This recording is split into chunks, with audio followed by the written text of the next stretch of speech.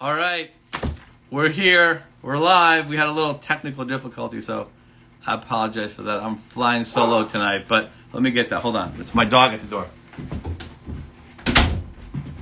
So we've all seen them, right? We've seen those patients that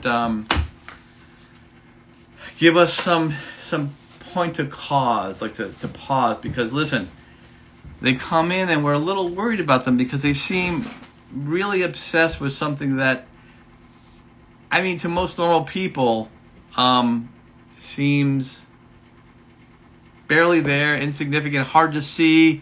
Hey, Kate, great to see you again today. She's amazing, and we're going to get her a special place in history. Elizabeth Hagen, another person who's going to be a superstar. She and Kate are going to go all the way. Elise Weiner, oh my God. You guys are supposed to be having me dinner. Christina Metzpa. Hello, welcome to the Aesthetic Mentor. I'm Dr. Russo, guiding you on your aesthetic journey to excellence. Our goal is to become the gold standard in medical aesthetic education, and we are well on our way. I've got some exciting new developments that are coming that are going to blow up Aesthetic Mentor in a really positive way. One of my favorite patients, Kate, is here as well. She came in for a little treatment today for her wedding, pre-wedding treatment, and she's going to be a beautiful, beautiful bride. But we've all seen them, right? These patients that come in and they, want stuff done, and they seem like a real perfectionist, and you're pointing out things that we, barely can see or sometimes can't see, and they're really obsessed with it. So the talk tonight is, what is dysmorphia? People throw that. Hey, Maddie, thanks. Maverick, good to see you guys. Charlie and Maverick. What is dysmorphia? How do we separate that from dysphoria? If you're dysmorphic, do you have dysphoria? Are you dysphoric? Probably. If you're dysmorphic, you always probably are dysphoric. But if you're dysphoric, are you dysmorphic? Hopefully and probably not. But we'll get into that later. But, what do you do? So what is dysmorphia, right? It's a medical deformity, right? It's sort of a medical, I would say, term that describes a deformity that's an abnormality in the size or specific part of the body, the size or shape of a specific part of the body. In the aesthetic world, we are really more familiar with it from those patients that have an unrealistic or illogically obsessed behavior around something that they perceive, whether real or imagined, to be limiting their life, and it just sort of grabs them and controls their life. So we've all seen those patients, right, that we're looking at them going, I really don't see that, or gee, that doesn't seem as bad as they're saying, or someone who comes in with something small. I mean, I had a nephew who actually had body dysmorphic disorder. Hello, Saitan. They've become regulars on the show. We're going to actually classify you now as a member of our posse, Redheaded Spike. Happy birthday, Red! Happy birthday, Red!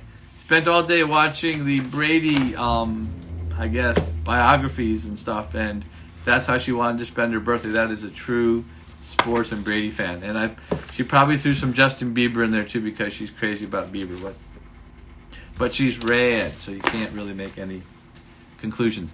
So my nephew, came in, and he had these, he was probably 18, 19, 20, somewhere in that range, a while ago. And he had, a couple small little areas of hyperpigmentation. Some people might call them freckles or little beauty marks or something like that.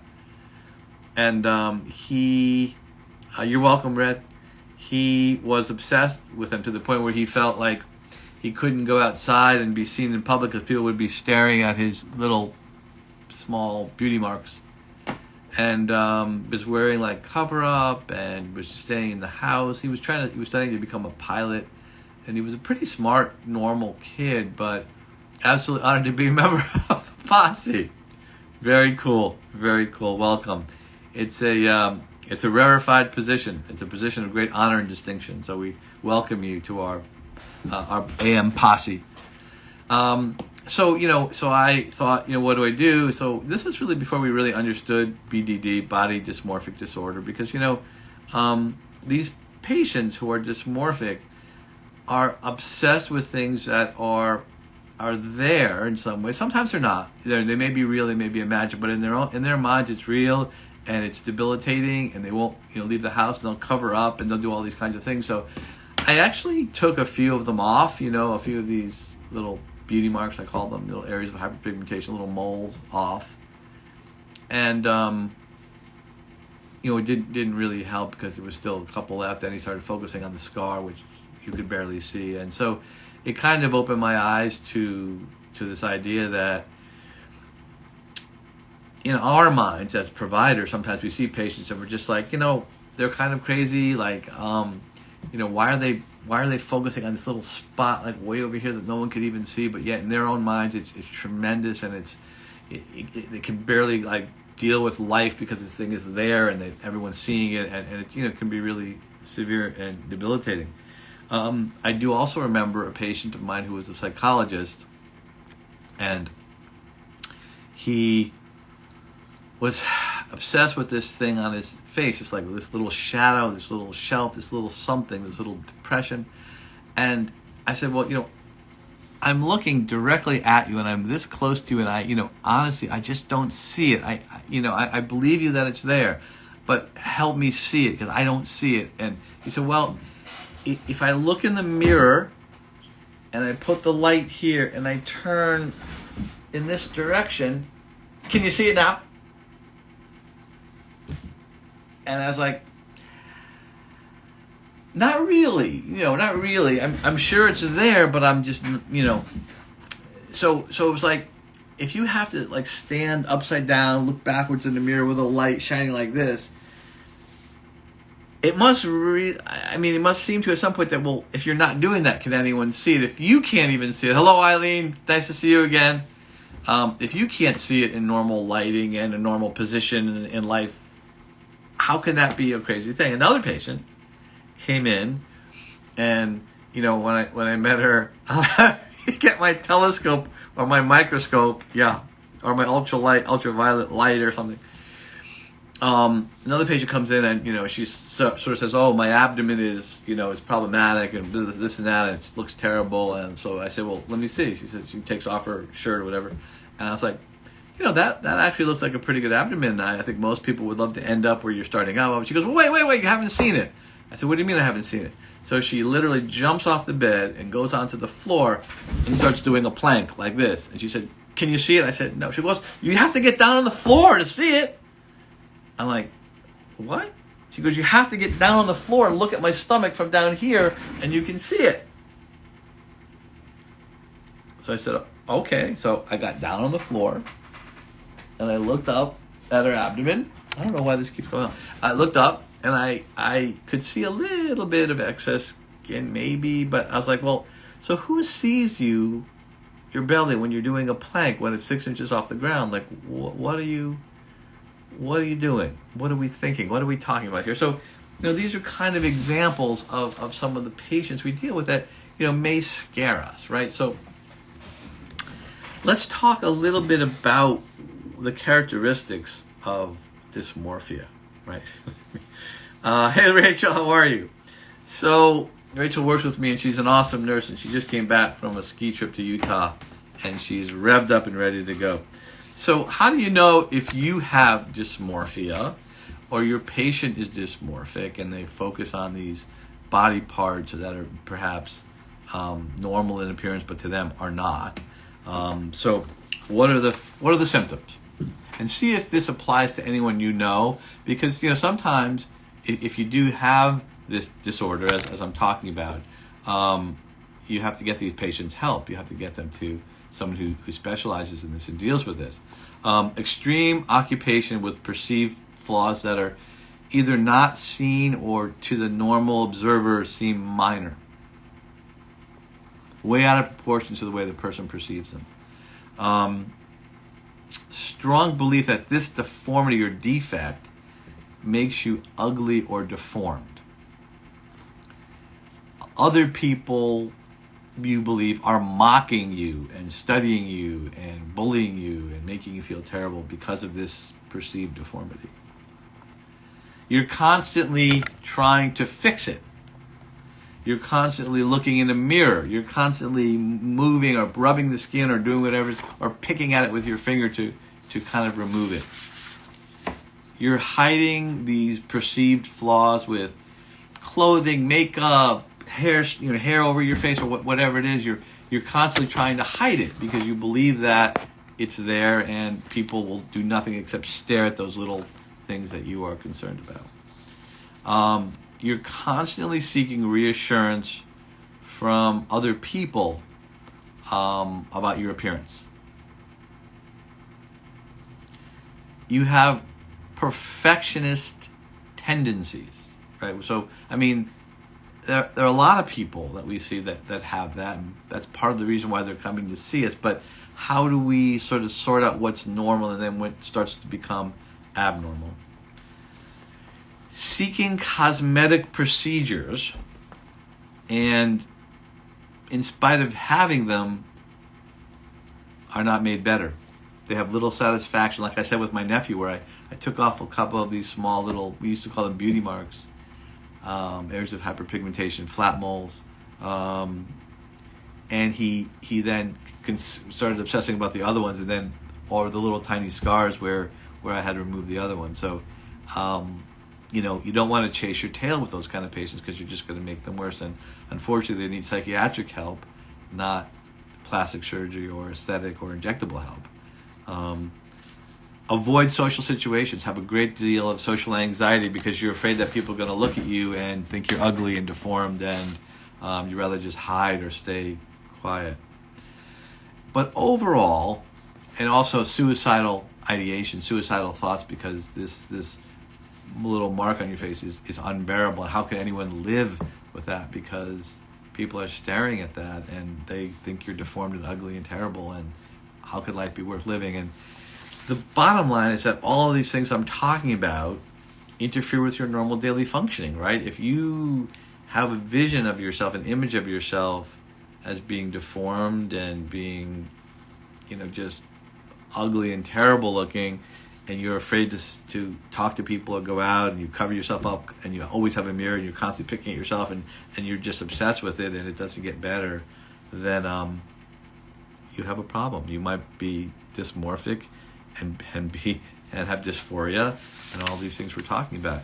So, these patients come in, and we have to be a little bit of a psychiatrist, right? We have to be a little bit able to sort of think about, the person that just wants to look better, and maybe they're a little obsessed, maybe they're hyper focused on something, and I've had plenty of those patients, and most of the time, if I've done surgery on them and I've set their ears back or made their breasts bigger or made their butt smaller or bigger or changed their nose, and it's over, and they're just like, oh my God, that changed my life. I feel great. Hi, Dr. Lynn.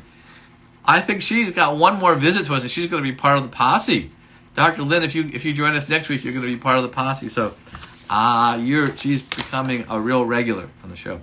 So those are the kind of things. So you see these patients, and if there's if you do something on them and they still aren't happy, booking more. We will see you. And they're still not happy. In fact, maybe they're even less happy, and you got to maybe stop and say, are they dysmorphic? Do they have this body dysmorphic disorder? Are they someone that is not only going to be not made happier, but are going to actually be made worse by this? And do they need psychiatric help? What are the risk factors for body dysmorphic disorder? It often starts like with my nephew when they're young, like in their teenage years. At least 4 more. It's not my hobby, Dr. Lynn. You are too funny. She's been training at our school in Connecticut and doing great work, and we're so proud of her, and she's doing so well. Thank you for being part of it. As you know, we have a school in Waltham and a school in Connecticut. And if you go to Connecticut, you can train there from being from any state in the country. They'll give you a temporary license, and you can train there and inject until your fingers fall off. Go to the link in our bio, and you can see how to get a hold of us and what our course offerings are like, and go from there. So what are the risk factors for BDD? Well, as I said, it starts when you're young, and sometimes if you've been ostracized, if you've been bullied, if you've been belittled, at an early sort of formative point in your life, that certainly leads to it. If you have relatives with BDD or OCD, because it's sort of a more sort of aggressive or more severe form of OCD, but it interferes with your activities of daily living and your life in general. Childhood teasing, neglect, or abuse. I mean, you can see how that would lead to someone focusing on one thing and saying, this little pimple on my face is making everyone think I'm ugly. People who strive for perfectionism, they're just born that way or they're made that way by something that happens to them, and maybe a PTSD kind of thing. This is a big one that actually we may have overlooked. Societal pressures and expectations of beauty. Isn't that what social media is doing to all of us, particularly women, and particularly with filters and people putting their best lives forward, and someone who's kind of not so much in that way is looking at everyone else in the world going, oh my God, everyone has a perfect life and a perfect face and a perfect body and a perfect breast and perfect butt, and I don't, so maybe I should just kill myself. Having another mental health condition such as severe anxiety or depression can certainly be a risk factor for BDD. So we have to screen those patients carefully. And the complications that may be caused or associated with BDD. Obviously, major depression, suicidal thoughts are not uncommon. Anxiety disorder and social phobias are an important part of BDD. OCD, eating disorders, right? Because you want to change the way you look, so you stop eating, so you get thinner. Substance abuse, you can imagine, like, just make the pain go away. Let me self-medicate. Skin picking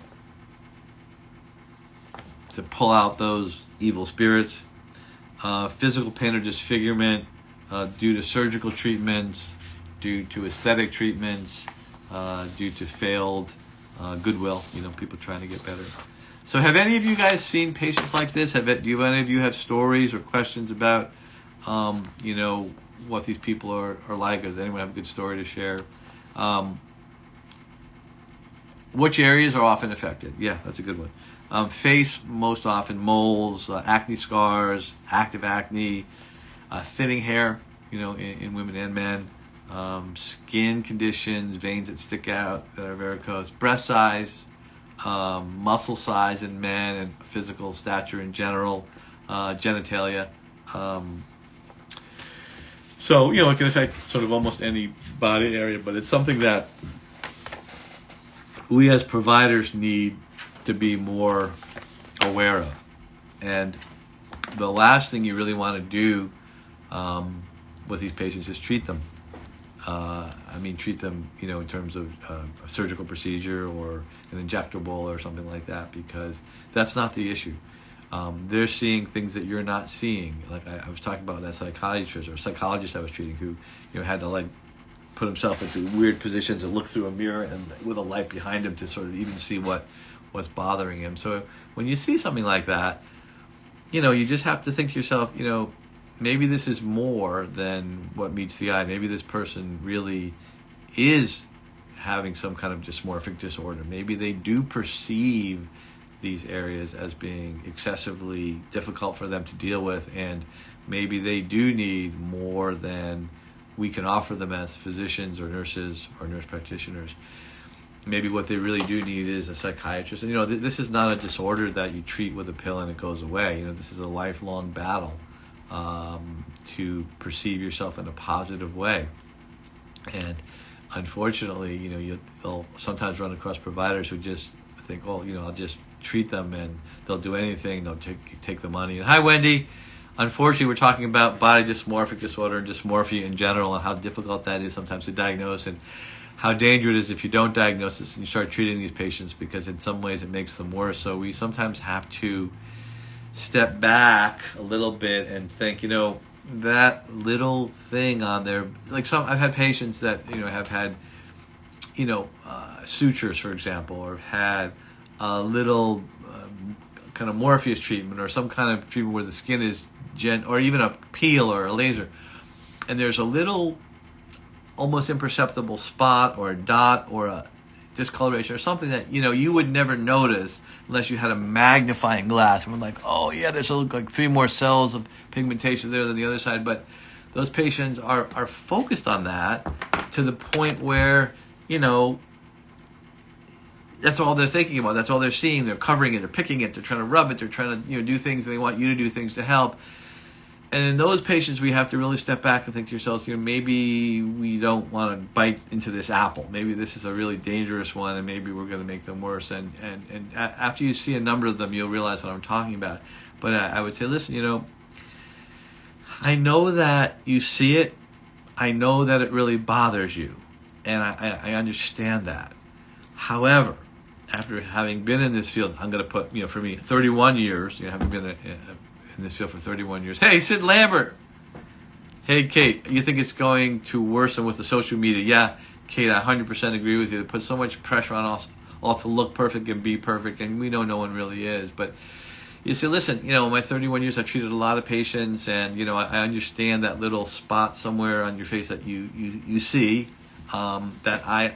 honestly, in all honesty, I don't really see, or if I do see it, I just feel like I've got 12 of them myself. Like, it's okay. I think maybe it would be helpful to you to just get, a psychiatric opinion, because there is a disorder called BDD. My success has been because of the patients I have chosen not to treat. That's very, very, very well stated.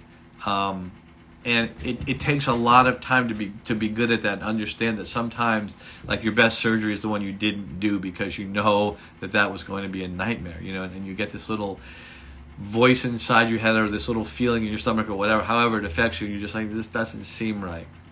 But you just have to say to them, look, I think that you should get another opinion from a psychiatrist, because there is this thing called BDD, and, you can explain some of the things that I explained tonight. And it would be helpful to you maybe just to sort of get that burden off your shoulder and talk to somebody about it. And the psychiatrist will immediately recognize it. And there are psychiatrists and psychologists who specialize in this, treating this disorder. And they know it's really tough. It's really difficult. There are obviously some medications, but it's therapy. It's constant vigilance. It's a lifelong battle, as are some of the other things we deal with. So have any of you encountered patients like that? Have any of you treated patients like that and sort of regretted it? Have any of you got better ideas? Are any of you feeling any of those symptoms for yourselves? Because sometimes some of the people in this industry, if you look at them, they look to us like it's kind of the opposite. They look to us like they're dysmorphic. They look to us like they're aliens that are trying to look human, but they see themselves as normal. Like, it's the opposite, right? Like, they're creating deformities that we all see that they don't see, whereas the dysmorphic patient has no deformity, but they see nothing but a deformity, real or imagined. So it's kind of the opposite, and I think that sometimes this extends to the adult children of what patients? Of these patients. To the adult, yeah. Maybe there's a genetic link, maybe there's some component of it, but when you see your parents or whatever behaving in that way and being obsessed with certain things, naturally your sort of awareness is heightened as well about your appearance, and social media, as we were saying, Wendy, hasn't done anybody any favors, because everyone has a perfect filter and a perfect body and perfect breasts and a perfect bottom and a perfect teeth. Everything's perfect and their life is perfect, and they're always in some Caribbean island somewhere. I've had mothers bring in their daughters who are in college or high school, and they are focusing on their child's tiny imperfections. Yeah, parents often do drive it because they want their children to be perfect and beautiful and have the world adore them, and it isn't doing them any favors. Wendy, you're 100% right. It's creating dysmorphia. It's creating unhappy patients. Why is the suicide rate so high? Why are people doing all these terrible things to themselves? Why are people searching and chasing something that they can't ever attain? Why is social media putting so much pressure on us to be perfect and beautiful and live amazing lives? So there's lots of unanswered questions, but my main point tonight was just trying to say this is a serious disease. This is a serious problem. Many of them do commit suicide. Many of them do live unhappy lives. Many of them lock themselves away and cover themselves up and just feel terrible all the time. And they come to you as a provider and creator of beauty, like Austin is a provider and creator of beauty. He just got on the scene. We're talking about body dysmorphic disorder, and even sometimes patients who've had, Morpheus treatments, and they have one tiny little mark that you can barely see. It ruins their life. So that is a patient you'd say, you know what? I mean, I've had patients come in before, and they've had treatments, and they were so negatively impacted by what is, some bruising, some swelling, some asymmetry, some whatever it is. And to the point where, they were crying, they locked themselves in the house, they wouldn't let anybody see them. And I remember saying to one patient, I said, you know what? There's no crying in Botox. Like, we don't ever get crying in Botox. Like, that's just not a thing. And I just said, in my own opinion, I don't think this is for you. And as soon as I said that, she started getting so happy. Like, really? I'm not a candidate for that? I shouldn't do this anymore? Because she really wasn't the kind of person that could handle any of the downsides, any of the complications, or even just the normal bruising, swelling, asymmetry, takes time to kick in kind of stuff. She couldn't handle it. And she was literally crying every day, wouldn't leave her house. And I was just like, you shouldn't do this. And she was like, I gave her permission not to do it. So she was so happy. So you have to really do your best to get inside the heads of these people. And if you do see someone that you feel, is kind of beyond what you would consider normal perfectionism, someone who is inordinately affected by something that you consider either not there at all. I also sometimes Tony Robbins them, and that ends up being their whole. I also sometimes Tony Robbins, but that ends up being their whole appointment. Yeah, just sort of giving them some like a rah-rah speech to get them going and feeling better. But it's a really severe problem. And let me just go over the symptoms again for those of you who weren't listening back then. Extreme occupation with relatively minor defects or deformities that are barely seen, or really you can't see them at all, but the patient perceives them all the time and can't escape them. A strong belief that the deformity that they see makes them perceived by others as ugly or severely deformed. Feeling that other people notice you and are mocking you. And, as soon as you turn away, you feel like they're laughing at you and pointing at you. Pretty severe. Constantly trying to fix the problem. Grooming yourself, covering it with hair, picking at it, covering with makeup, putting your stuff up so no one can really see your face. Whatever that is for you.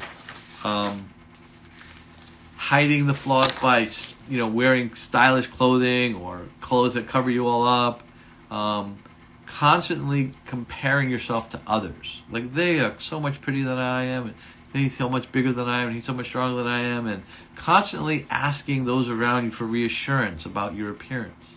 Do I really look okay? Can anyone see this? Do you think I'm ugly? Okay. Perfectionist tendencies, that's obvious, right? Hey, Britt, just talking about dysmorphic disorder. I guess we're becoming a specialist in this area. They're seeking constant procedures that don't give them any satisfaction, perhaps makes them even worse. And then they start focusing on the scar, or the needle hole, or the discoloration, or the broken blood vessel, and then they're going down into a sort of a cycle of depression and anxiety. They find themselves avoiding social situations. They don't want to be seen. They just are afraid to be seen because they think everyone's going to make fun of them, and they don't want to deal with that anymore. Suicidal thoughts. This is so bad. That little hole that I got from my Morpheus device, often that's on my face, has ruined me forever, and it interferes with your normal functioning of life. You find you're spending most of your time focusing on these minimal or imperceivable disorders, and you're focused there and you're frozen there. Hey, Deluxe Bar, how are you guys? Do you want to do an IG live for me? I may be away next week. I think we're going to fly to Florida and hang out. Let's talk. Deluxe Bar often does it. Maybe both of you guys could do it together. The two divas can do it together. But this has been a little bit somber because we're talking about body dysmorphic disorder, which is must have been another. Yes, it was another. Well, who's your biggest competitor? It must have been the Cynosure device or the Take Me With You. But then I won't have anyone to do the live. Or we have to do the live from Florida. How's that? We could do it from the beach in Florida. Now that would make everybody feel bad. That would create a lot of ill will. Maybe people would be like, why can't we be there? So hey, Deluxe Bar, have you guys ever seen someone with like a relatively small, like either minimally perceptible or imperceptible mark, disorder, mark, spot, line, divot, something on their body face that caused them to have so much anxiety that's all they focus on, and you look at it and go, not really seeing it, or mean that little thing way over there. Oh, what do you mean that little thing? What? That, like it destroys their life. Have you guys ever seen patients who had things that you thought were, relatively minor that you wouldn't even think twice of? Oh, you have, yeah. Did you treat them? Did you send them away? Did you send them to a shrink? Did you treat them and find that you cured them or made it worse? What's the general consensus on that? Because I think that we may be under-diagnosing some of these dysmorphic patients. And I was saying before that some of the patients we see want us to make them dysmorphic for whatever reason. And then once they're made dysmorphic, they think they're normal. Once we blow them up so they look like aliens who are, whose lips are like this big and whose cheeks are like this big, and their cheeks are so big that they can't really open their eyes. Some of us do that to patients, not you guys. But how bizarre is it that some of us create these deformities and the patients think it's great, and we have other patients that have absolutely nothing wrong with them who are ready to commit suicide because this little brown spot on their face is out of control. So that's my point for tonight. Any last minute comments about dysmorphia, dysmorphic disorder? Just be careful with them. Just have a high index of suspicion and say, listen, I know this really bugs you, but I think you ought to see a shrink. I think we ought to just get a second opinion, just because, sometimes we try to focus on the positive and don't treat. We've been pretty lucky that that's also a good thing. So I know you think this is terrible and deforming, but you're a beautiful person. You've got beautiful eyes, you have beautiful hair, you've got a beautiful person trapped inside that this mind of yours that finds this, that you're ugly, but you're really not. Maybe you should just talk to someone about it. You'll send them to me. You guys are much smarter than I ever imagined. You guys are really brilliant. You sent them to me, and then I sent them to a shrink, and I spent like 3 hours with them trying to convince them not to kill themselves. But it's been fun. So thanks, everyone. I'm not sure what we're doing next week. I think I'm leaving Wednesday morning, so I might be able to do it on Tuesday. But if not, I'll have these Deluxe Bar girls who are dynamite. Talk about something more uplifting. But I just felt like I had to get it out today because I did see a couple of these patients recently. It just started me thinking that these are dangerous patients, not only to you but to themselves, and we got to really stay on top of it and keep them safe. So have a great week, everybody. Be safe, stay humble, work hard, and do your best all the time. You'll never be sorry. Good night. See you next week.